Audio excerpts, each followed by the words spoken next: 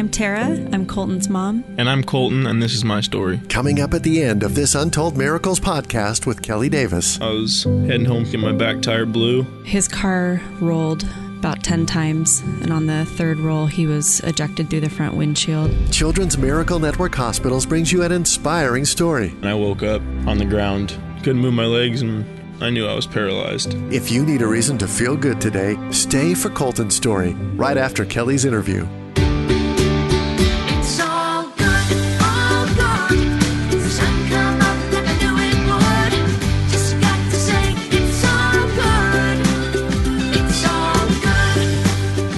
This is Kelly Davis, your host of the Untold Miracles podcast, and today I'm so excited to interview an actress, director, model, author, mother, and beloved star of the 90s sitcom Boy Meets World. She's got a heart of gold and truly understands the important work being done inside our children's hospitals. Please welcome to the podcast, Danielle Fishel. Thank you. I'm so excited for our call because on this podcast, we talk about miracles, and your 39 years on this earth have been filled with lots of miracles. Can you tell me how you got into acting and what your dreams were when you were a little girl? Well, when I was young, I was in elementary school, and there was a girl that was a couple years older than me who I really looked up to. I thought she was so pretty and really cool and very nice, and I basically wanted to do everything she did. And she came to school one day and told me, guess what? I got an agent. I'm going to be a model. And I was like, wow, that's so cool. I want to be a model. So I went home and I told my Mom, I want to be a model. And my mom was very kind and gentle to me when she said, Danielle, models are very tall and you are not at all tall. I'm at, full grown. I'm now 5'1". So I was like, oh, okay, no big deal. I just accepted that and went back to school the next day and said, I can't be a model. I'm too short. And she said, oh yeah, models are tall. And then she said, well, my agent's also going to put me on TV, but I don't think you need to be tall to be on TV. And I was like, great, then that's what I'll do. And that's kind of what inspired me to decide I wanted to be on TV. And my parents at first were not super supportive because they didn't hear great things about kids in the entertainment industry, but I was extremely persistent and they decided to let me try it, and the rest is history. Were there any miracles involved in you getting the role of Topanga? I mean, absolutely. I originally auditioned for Topanga and didn't even get a call back. That's kind of the way the audition process works. You go in for your first audition, then if they like you, they call you back. And then after that, you continuing to audition until you get the part. And I didn't even get a call back. And, but I booked another role that happened to be on the same episode Topanga was going to be on. And another girl had won the role. And I watched her work with the director on the first day. And I was like, oh, wow, I really see why I didn't get the part this first time around. And it was kind of like my first real acting lesson. And then something ended up coming up in her life and they let her go. And they needed to find someone else to fill the role of Topanga. And I got to re-audition. And because I had paid so much attention to the work the director had been doing with her, I felt like I knew exactly kind of what they wanted. And I went in there and I did the audition and I ended up getting it that time. And, I really feel like that was a role I was meant to play. And so certainly me even getting the second opportunity, which, you say you never get a second chance for a first impression, but I really kind of did. And I feel like that was a miracle in itself. Well, what was it like being a child and just growing up on TV, and how challenging was that? It wasn't super challenging back then because we think of what it would be like and what it is like to be on TV today, where there's social media and people can instantly tell you what they think about you. Back then, we would film an episode and then it wouldn't air on TV for 4 months.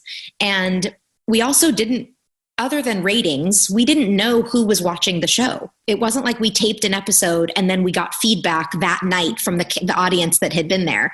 So I always joke and say that filming Boy Meets World kind of felt like we were just filming a show for our friends and family because they got to come to the tapings and our grandparents were there.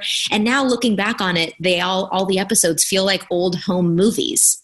It really, to be honest, it wasn't difficult back then. It was difficult to maintain a personal life because I, was working full time and I was going to school and I loved my real school. And so I would go back on all of our hiatus weeks. I would go back to my real school and go to all the football games and see all my friends. And so that part was kind of hard. Well, I'm curious about your friend who talked to you about being an actress and a model. Did she end up doing that? She did. She ended up she was a model. I don't know if she's still doing it. We haven't actually kept in touch all these years later, but I know that she had done a couple music videos. And so I had seen that she did go on to be a model, but I don't know whether or not that's still something she's pursuing.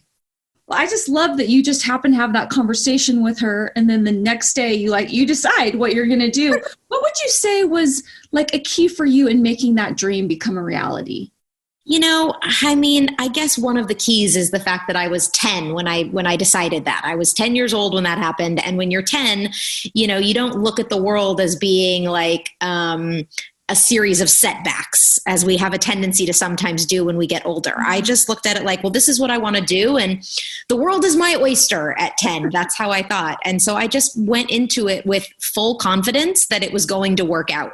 And so I think my takeaway from that is anytime I want to pursue anything and anytime I want to be successful at it, I have to go into it with full confidence that it's going to turn out the way that I want it to. I can't second guess myself. Oh my gosh, I love that. Thank you for sharing that. On the show for 7 years, you played Topanga, and she was a little quirky, and she showed that you can find happiness just being yourself. I would love to know how you are most like Topanga and how you're most different, if at all. Man, good question. Topanga and I who Topanga grew into being is very similar to who Danielle is. Topanga was very controlling. She was very type A.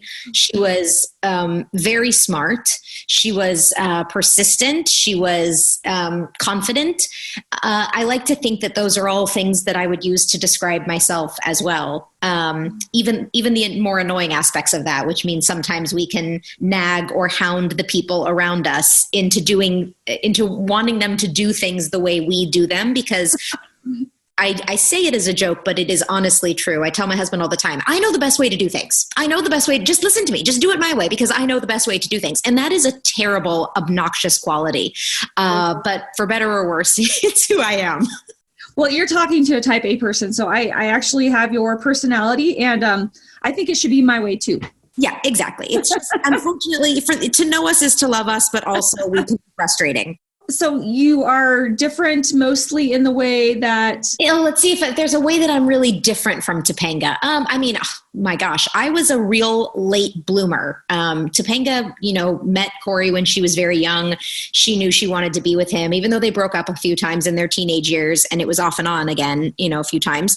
They ended up getting married very young, and they had children very young. I was a much later bloomer. I got married in my early 30s the first time, and that was very short-lived. We divorced after 2 years. And then my husband that I'm married to now, who is my forever love, we didn't get married until 2018. So Topanga was an early bloomer and knew exactly what she wanted and went after it and stuck with it. And it took me a lot longer in life to figure out what my path was.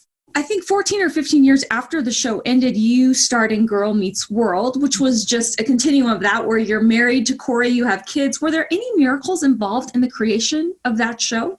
Even the opportunity just to be able to do a show like that, to me, felt like a miracle, because I had completely even moved on from the entertainment industry. I was going to school. I had just graduated from Cal State Fullerton with a degree in psychology, and I had just been accepted to Chapman University for my master's. I was going to school to be a marriage and family therapist. I got the call that Girl Meets World was going to be happening, and I was torn. I really wanted to continue my path as a marriage and family therapist, or on my path to becoming one. But I also looked at it like, what an opportunity to see what Topanga is like now and how her marriage is to Corey, and the opportunity really to do a show that was going to focus on a 12-year-old girl and to hopefully pass along some of the same wonderful lessons from Boy Meets World to a new, younger, more female-empowered audience. I really admire that you went back to college at 27 years old. I'm sure it might have been a little different being an older student when people are 17 years old. It definitely was. And I did. I had wanted to go to college, not when not the age that you typically do. When I was 19 years old and Boy Meets World ended, I did not have any desire to go to college. I was done with school. And then around 23, I started thinking, man, I really wish I had gone to college. And I thought I could still do it. And I thought, no, now I'm going to be too old. And I didn't do it then. And then around 25, I thought the same thing. And then when 27 rolled around and I was like, man, I really, really have something I want to pursue. I'd love to pursue psychology. I really had to give myself a pep talk. Like, every semester is going to be awkward because every semester you're one of the older people in the classroom. Also, I was still very recognizable. I don't look that much different.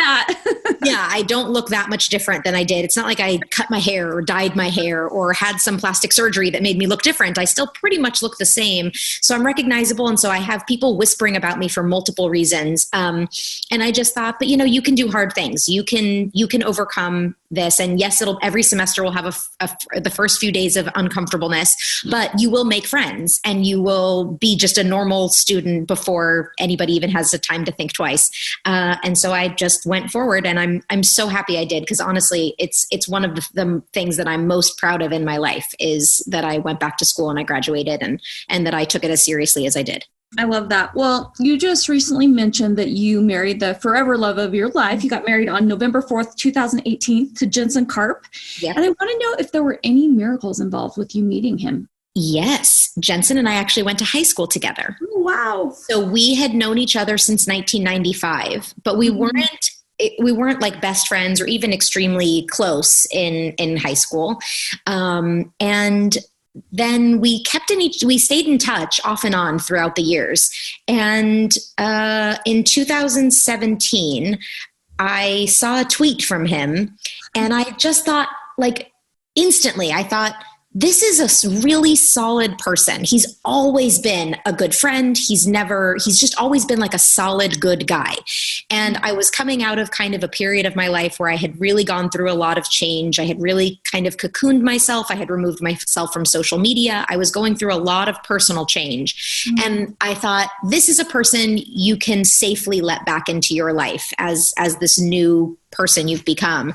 And so I reached out to him, and we just texted like, man, it's been so long. We should really get together and catch up. And we decided to have a platonic dinner date, but we set the date for like 2 weeks out because we were both out of town. Mm-hmm. And then we just kept texting every day leading up to that dinner, so that by the time that dinner ended up rolling around, we knew it was more like a date and no longer a platonic date. And I think, the reason Jensen and I didn't ever date or be interested in each other until that time is our journeys that we took separately led us to the moment where we were finally able to be good partners for each other. Had we ever dated earlier in our lives, it never would have worked, because neither one of us were the people that we are today.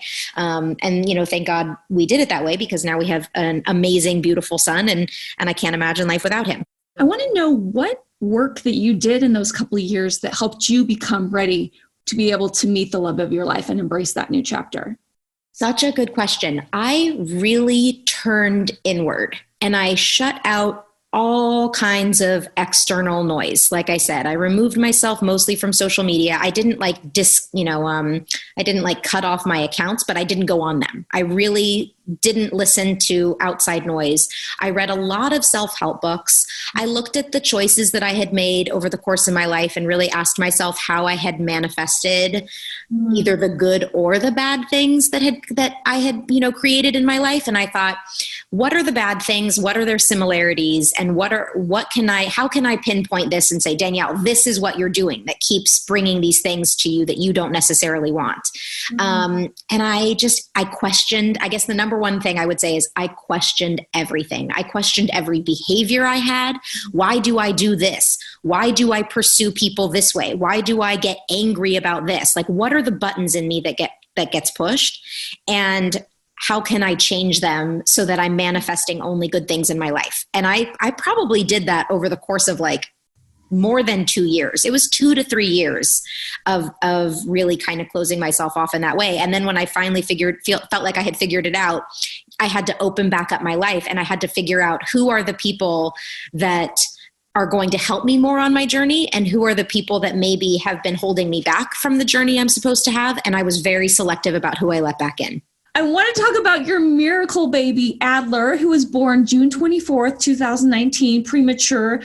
His journey into the world is a little crazy, and I would just love for you to share that experience with our listeners. Yeah, he was born 4 weeks early, and I, again, going back to that type A personality, I was not in any way, shape, or form it never even entered my realm of possibility that I was going to have a baby that was going to be born super early and have to spend time in the NICU, or was going to be born with a health condition. My pregnancy was incredibly healthy. All of my checkups were normal. All of the ultrasounds were normal. And I had just had an ultrasound like 8 days before my water broke, and everything was perfectly normal. And so when my water broke, and it was 4 weeks early, I have a very positive mindset. I was not freaked out. I didn't immediately go into a panic of like, what does this mean? It's going to be bad. I was like, it's all going to be okay. Mm-hmm. He's just ready to come now. The one thing our doctor had said in our last ultrasound was he's a little heavier than normal, so he's not going to be a small baby. And so I thought he's going to be big enough. It's not like he's going to be this tiny little thing. And maybe he's doing it because he wants to spare me from having a 9-pound child, you know? So I had all these reasons that it was going to be totally fine. And maybe he'd have to spend a night or two in the NICU, but no big deal. And then we went into the hospital and they did an ultrasound that night, and they determined that there was fluid inside his lung cavity. And he had a very rare genetic disorder called chylothorax. And we were just not at all prepared for it. And they didn't know what his birth was going to look like. They did tell us, you know, one thing you can know for sure is that your birth experience is not going to look like what you anticipated. If he comes out and he's breathing, you may be able to do some skin to skin, but most likely he will not be breathing when he's born. And so we will have a NICU triage. We will have a triage set up in your delivery room, and you're going to deliver him, and we are immediately going to take him from you. And they said we will have a helicopter waiting on the roof of the hospital in case we need to deliver him to Children's Hospital immediately. We just don't know.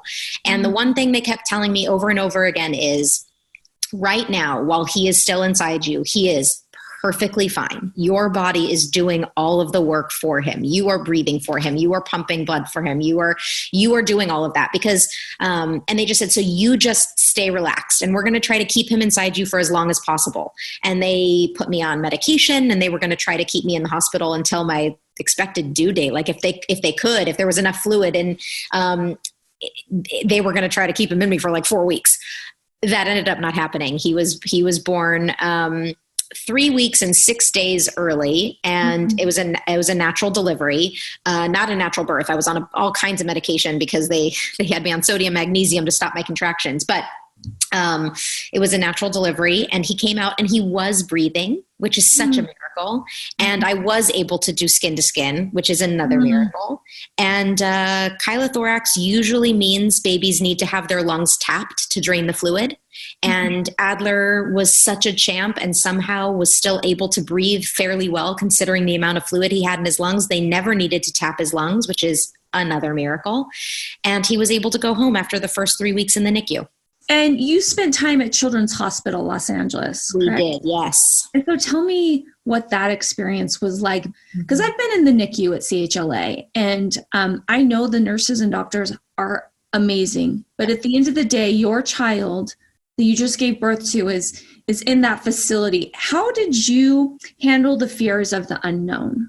Well, thankfully, I had Jensen to rely on. And Jensen and I, it was the first really huge test of our marriage. And we handled it in a way I'm very proud of. We always seemed to ebb and flow at just the right time. One of us would be very strong when the other one was breaking down. And then, without any sort of discussion or reason why, the next day it would switch. All of a sudden the other one would be breaking down and the other one would feel very, very strong. And so we always had one person to be there to really hold us up.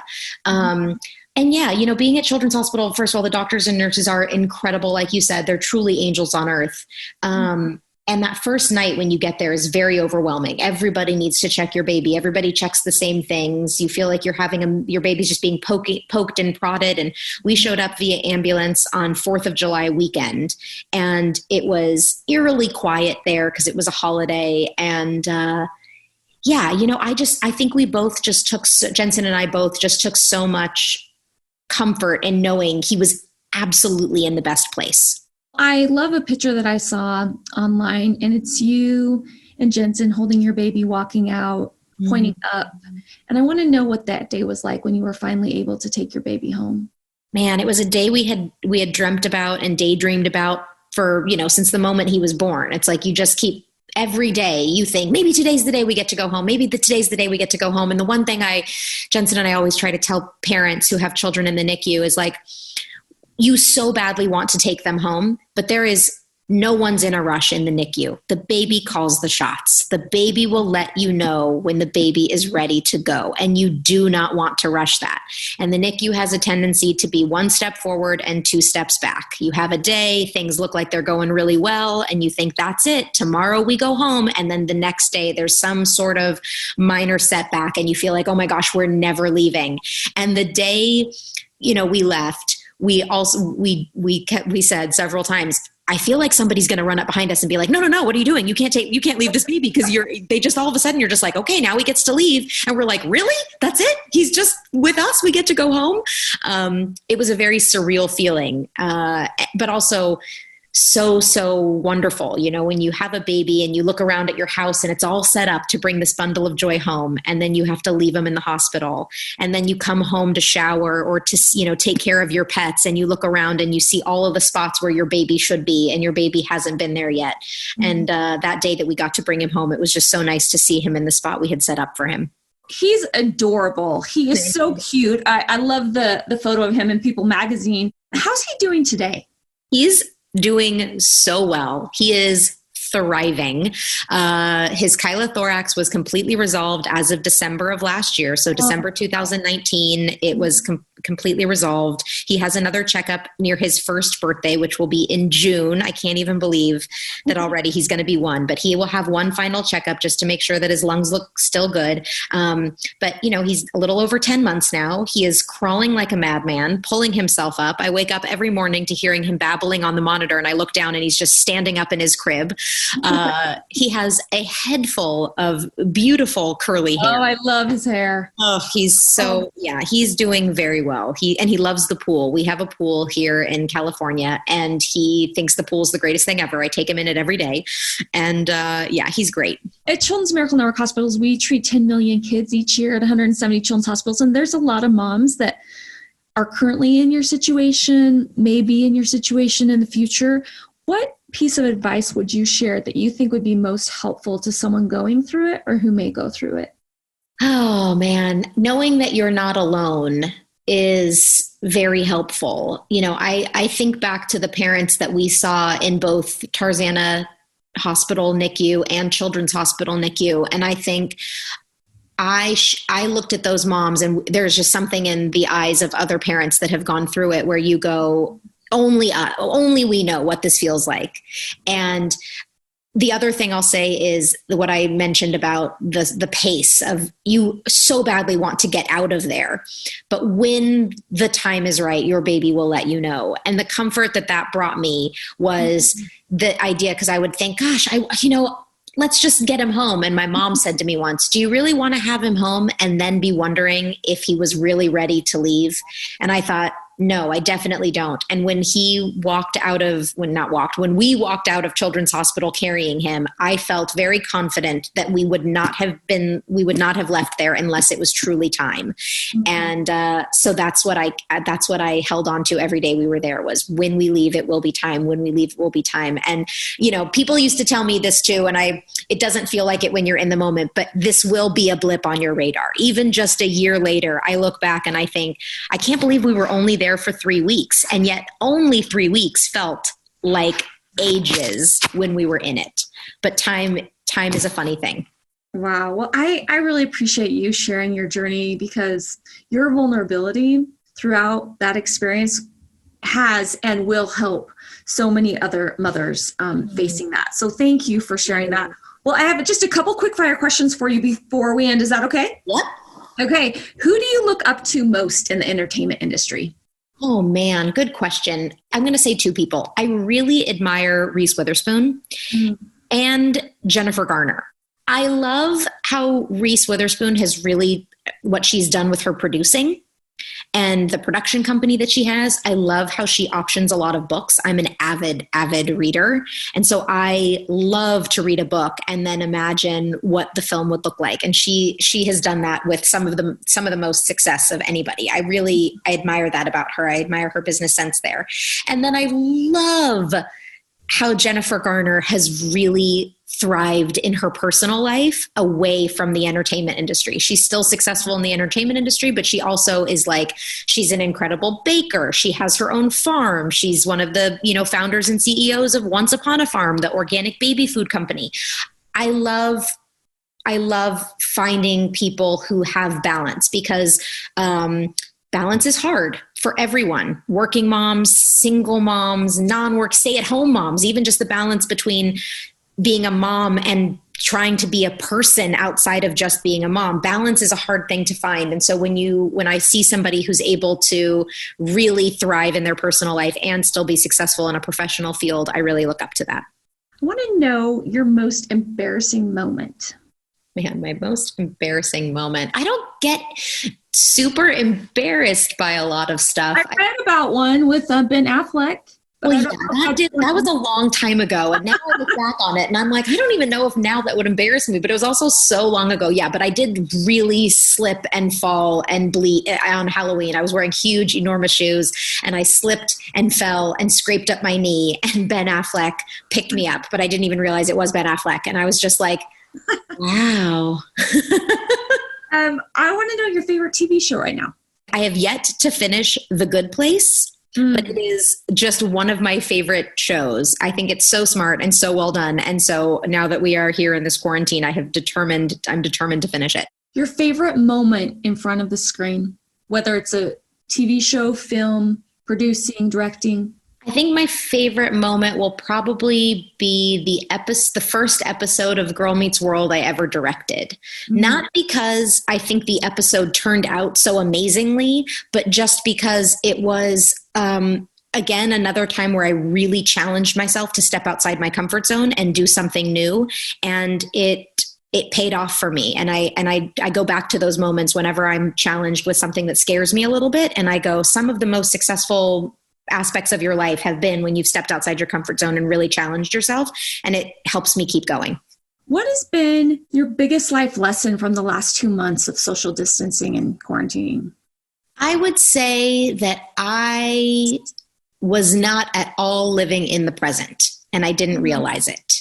The first month of quarantine, I had this feeling, no matter what I was doing, that was still go, go, go, gotta go, go, go, go, get this done, get this done, get this done. And several times in the middle of the day, I'd go, what am I rushing for? I don't have anywhere to be. I don't have anything even really to do. I was even choosing to do things that I never do, like bake. And even in my baking, it would be this frantic, like, need to clean this up, need to get this in here, need to finish this. And it was like, why? What do I have next? I don't have anything next. So I've really tried to spend this last month of quarantine living in the moment, and especially when I'm with my son, making sure my phone is not with me, putting it off to the side and saying, this next hour is fully devoted to just being here with you in this moment, banging on this empty formula, canister, or playing with these blocks, or, whatever it is that we're doing. I really live in those moments now. What are you most looking forward to right now? I'm most looking forward to hugging my mother. Where does she live? She lives in California. She just lives in Orange County. So she lives, not terribly far, maybe an hour from me. But we haven't seen anybody. We've taken social distancing very seriously, and we've wanted to protect both our, everyone else, but also our parents who are older, and we have a young son. And so we haven't seen it. We've seen people from probably 10 feet away, but we have not been able to embrace our family. And I'm just looking forward to a time where we can embrace again. What's been the most recent miracle in your life? Gosh, I feel like miracles happen every day, but I will say that getting the news in December of 2019 that it seemed as though Adler's chylothorax was in our rearview mirror forever. That really felt like a miracle that I was never going to forget that moment. It was like when, because he had gone back to breast milk for that period of time. It was a roller coaster of having him on breast milk, taking him off of breast milk, because the breast milk was what was making his lungs fill up with fluid. And so his lungs would fill up with fluid. Then we'd have to take him back and put him on medicated formula. Then he'd go back to breast milk, and then it would fill up. And it was kind of this roller coaster. And then after being on breast milk for over a month, and there was no fluid in his lungs, they said, that's it. He's officially this seems as though it's in his rearview mirror. And I would say knowing chylothorax is behind us was the most recent miracle. The last question that I asked all of my guests is, if there were 3 miracles that you could create in the world today, what would that look like for you? I would say that we would be able to embrace each other without the fear of becoming sick. I try not to spend too much of my day worrying about things because I only think that manifests more worry. But I think the world needs so much love and we need to be giving each other so much love. And yet I worry now about how we're going to become fearful of touching somebody else, of touching, shaking hands or giving someone a hug. And so one miracle would be that we would find a way to be warm and embrace each other without fear. I think all 3 of my miracles would be about removing fear. A miracle I would love to remove is just the fear of others, just in the way that people are different than us. It seems to be ingrained in us to fear the unknown. And yet we have so much to learn from people who are different than us. So I would remove that fear. And I don't know, a third miracle. I think that's amazing. And also, as I'm listening to you talk, Danielle, I just feel like you need to write a book. Have you started writing one? I know you've written one, but I know, but it was like a fluff, just fun storybook. Thank you. My husband is always telling me the same thing. My husband's like, no, it's true. It's so true. Like you're such an inspiration. Thank you. You've been through so much and you've become this person who really is showing other people how to do it. And I just really feel like a memoir would be really powerful. And especially what you went through with Sweet Adler. Thank you. That's something that just that journey could be a 300-page book. Isn't that true? I know, just 3 weeks. I am so grateful for your time today. Can you please tell our listeners where they can follow you and learn more about what you're doing and see cute pictures of Adler? I'm not sure if you post them on your social channels. I think you do. But we actually do not post pictures of Adler. Okay. We post pictures of him from behind or with an emoji over his face if he's in a picture, but I want to post it. We'll post an emoji over his, but we made the decision. It was kind of hard early on, but we made the decision to protect him from that. And if he ever changes his mind in the future, he's welcome to do what he wants. But we decided to keep him private. But I am at Danielle Fishel on Instagram and on Twitter. I also started a hair care line called Be Free by Danielle Fishel, and it is free of toxins and sulfates and parabens. It's cruelty free. It's made in the United States. It's vegan. It's a really clean, healthy hair care line that you can feel good about, and it works. And I love it. So I'm very proud of that. And you can find that on Instagram at Be Free by Danielle Fishel. Well, thank you so much. And I just want to thank you for your support of Children's Miracle Network Hospitals. I know you do a lot for Children's Hospital Los Angeles, but we really appreciate your support of Children's Hospitals Week just a couple weeks ago. Your post that you shared was so amazing because you truly get what we're doing. We're raising money to save kids' lives. And, I most certainly do. And honestly, anything I can do for you guys anytime, please do not hesitate to ask. Children's hospitals are very close to my heart and always will be. And I'm always here to do anything I can to help.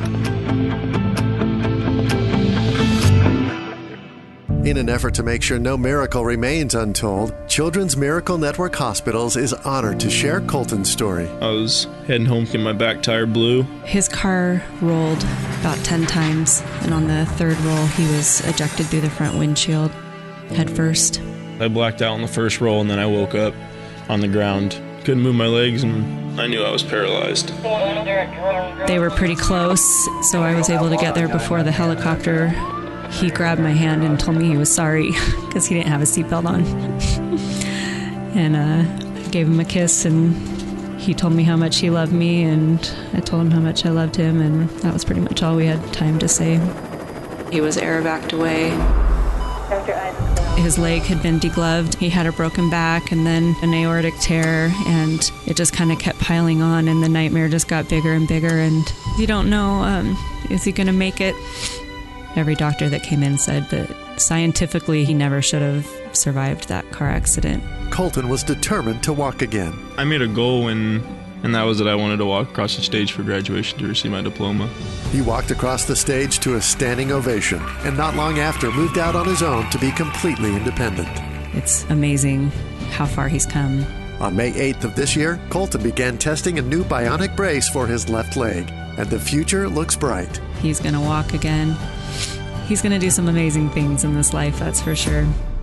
Children's hospitals are on the front lines of the COVID-19 crisis, open 24/7, 365 days a year to provide high-quality, compassionate care that sick children and adults need. But they can't do it alone. To meet these urgent demands, Children's Miracle Network Hospitals is committed to ensuring 170 children's hospitals across North America have the resources they need to care for the most vulnerable kids through the COVID-19 Impact Fund. The reality is, kids like Colton can't wait for a cure, for the curve to flatten, or for an economic boost. They need children's hospitals now more than ever. When we change kids' health, we change the future for all of us. Text Impact Fund to 51555 to donate today and help kids like Colton. Thank you.